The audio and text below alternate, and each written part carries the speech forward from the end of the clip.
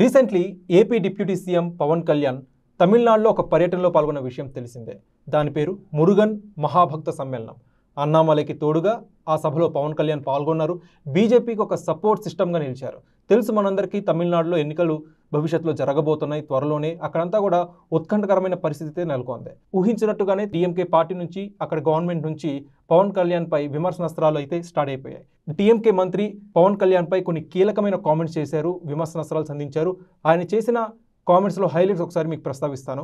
2026లో జరిగే ఎన్నికల్లో చెన్నై నుంచి పోటీ చేసే దమ్ముందా పవన్ కళ్యాణ్ అని చెప్పి తమిళనాడు మంత్రి శేఖర్ బాబు పవన్ కళ్యాణ్ని సూటిగా ప్రశ్నించారు.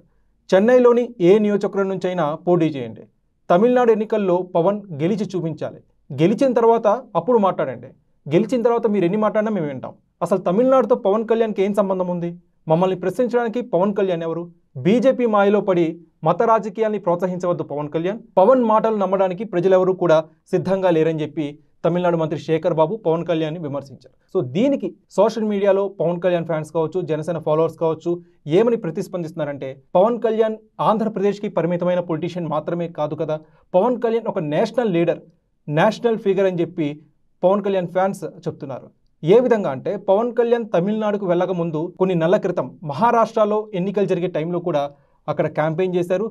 14 చోట్ల పవన్ కళ్యాణ్ క్యాంపెయిన్ చేస్తే 13 చోట్ల బీజేపీ అక్కడ ఘన విజయం సాధించింది. క్యాంపెయిన్ చేసిన ఒకే ఒక్క చోట బీజేపీ ఓడిపోయింది, అది కూడా చాలా నారో మార్జిన్తో. సో పవన్ కళ్యాణ్ ఇంపాక్ట్ మహారాష్ట్రలో చాలా బాగా పనిచేసింది. ఆ యొక్క ఇంపాక్ట్ని, ఆ యొక్క చరిష్మాని వాడుకుందాం, పవన్ కళ్యాణ్ యొక్క నేషనల్ పర్సనాలిటీ ఖచ్చితంగా తమిళనాడు కూడా ఉపయోగపడుతుందనే విధంగా బీజేపీ ఇక్కడ ఆయన చరిష్మాని ఉపయోగించుకుంటుంది. సో అందుకనే పవన్ కళ్యాణ్ తమిళనాడు వచ్చి ప్రచారంలో పాల్గొన్నారు. పవన్ కళ్యాణ్ ఎక్కడ కూడా మత రాజకీయాలు చేయలేదు, కేవలం సెక్యులర్లు, నాస్తికులు వాళ్ళ యొక్క ద్వంద్వ వైఖరినే పవన్ కళ్యాణ్ ఇక్కడ తూర్పారబట్టారని చెప్పి పవన్ కళ్యాణ్ ఫ్యాన్స్ అయితే సోషల్ మీడియాలో చెప్తున్నారు.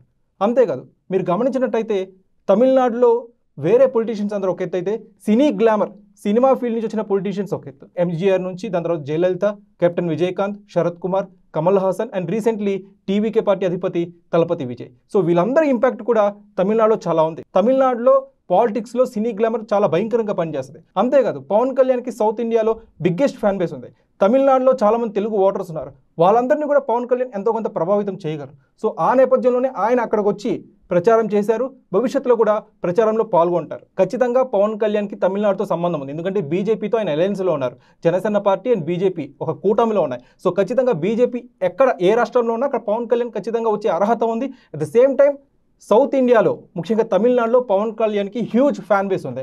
సో ఇవన్నీ పరిగణలోకి తీసుకుంటే ఖచ్చితంగా పవన్ కళ్యాణ్కి తమిళనాడులో అడుగుపెట్టి ప్రచారం చేసే అన్ని అర్హతలు ఉన్నాయి. ఇక 2026 ఎన్నికల్లో పోటీ చేసి గెలిచి అప్పుడు మాట్లాడాలి అని చెప్పి సదరు మంత్రి పేర్కొన్నారు. అది కూడా అర్ధరహితమైన వ్యాఖ్యలు అని చెప్పి పవన్ కళ్యాణ్ ఫ్యాన్స్ సోషల్ మీడియాలో వాపోతున్నారు. సో ఓవరాల్గా ఈ తమిళ మంత్రి చేసిన కామెంట్స్పై మీ అభిప్రాయం ఏంటి? పవన్ కళ్యాణ్ తమిళనాడు పర్యటనపై మీరే ఫీల్ అవుతున్నారు? కామెంట్ సెక్షన్లో పంచుకోండి.